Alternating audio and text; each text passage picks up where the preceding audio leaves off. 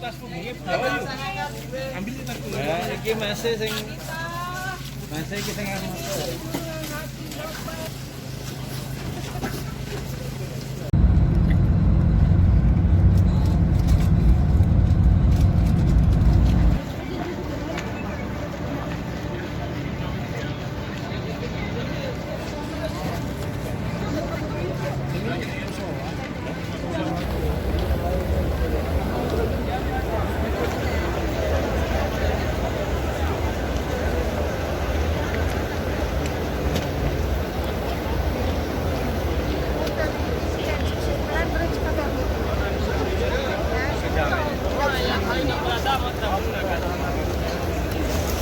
Kemudian di tahun setelahnya masuk Islam orang datang dari Yatsrib sejumlah 70 orang yang mereka semua berbaiat, namanya baiat Aqabah. Kemudian tatkala semakin banyak kaum muslimin di Madinah, mereka menawarkan kepada Nabi SAW karena dakwahnya di Mekah sudah tidak laku atau banyak orang yang tidak menerima dakwah beliau, mereka menawarkan bagaimana kalau kita pindah ke Madinah. Singkat cerita pindahlah di umur Nabi SAW 53, setelah berdakwah 13 tahun beliau berhijrah dari Mekah ke Madinah setelah didahului oleh para sahabat yang lain dulu. Jadi sahabat-sahabat yang lain yang disuruh oleh Nabi itu hijrah dulu, baru Nabi SAW hijrahnya belakangan bersamaan dengan Abu Bakar As-Siddiq dengan menyewa turgid, ya, dengan menyewa turgid dari orang Mekah yang mengantarkan Abu Bakar dan Rasulullah SAW sampai ke Madinah. Singkat cerita ketika sampai ke Madinah di Quba, ya, Quba itu pinggiran Madinah. Para ulama masih mengatakan bahwa Quba itu masih dalam lingkup tanah haram, walaupun di pinggiran. Nah, sampailah di situ, kemudian Nabi SAW membangun masjid, ya, yang dinamakan kemudian Masjid Quba. Nah, Nabi SAW di situ berdiam diri di Quba. Ada yang mengatakan bahwa Nabi SAW di situ selama 22 hari.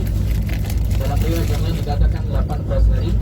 Ada yang mengatakan cuma 3 hari, tapi pendapat yang masyhur, pendapat yang benar adalah beliau di Quba itu sekitar 4 atau 5 hari, yaitu dari hari Senin sampai hari Jumat.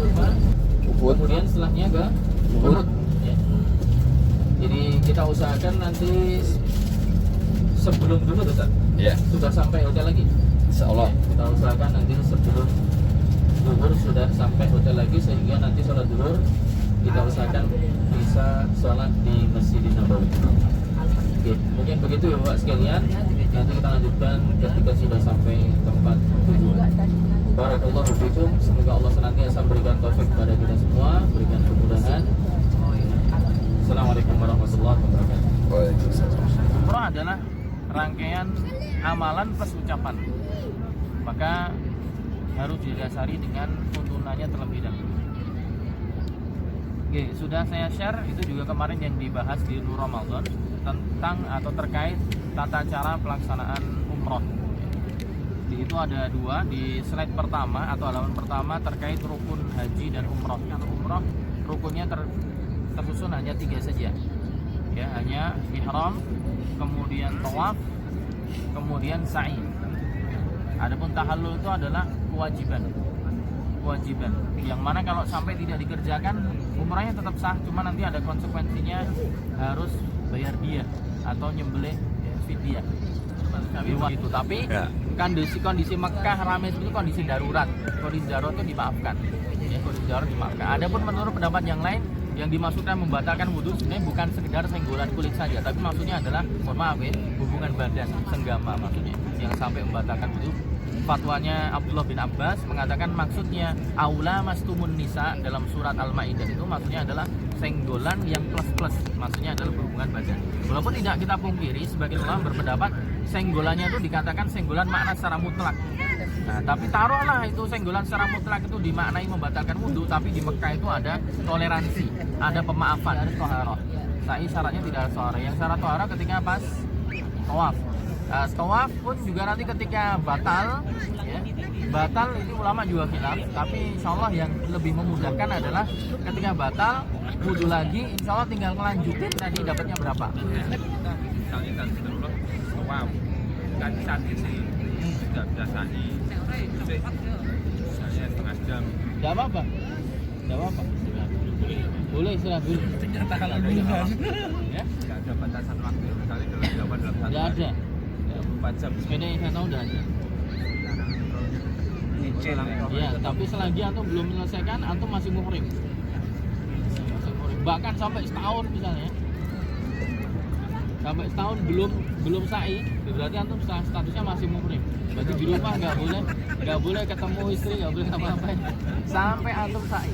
Ibrahim kita baca wattakhidhu min maqami Ibrahim musalla. Kemudian kalau bisa sholat di belakang makam Ibrahim, alhamdulillah. Sunnahnya gitu. Kalau udah bisa karena rame, kita cari tempat yang lain di mana kita bisa sholat di situ.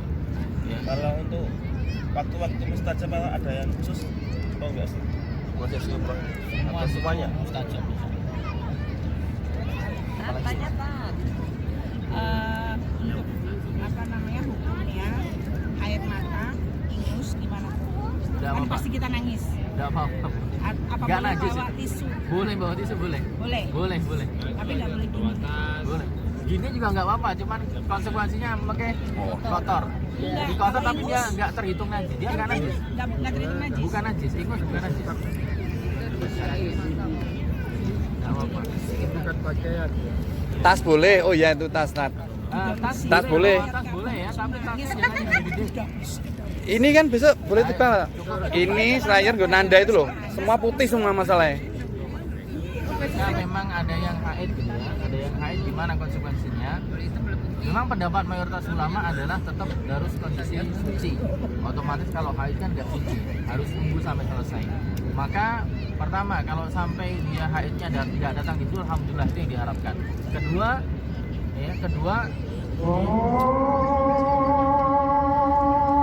Kedua, kalau memang bisa diberhentikan dengan minum obat dan minum obatnya tidak membahayakan, maka dikerjakan.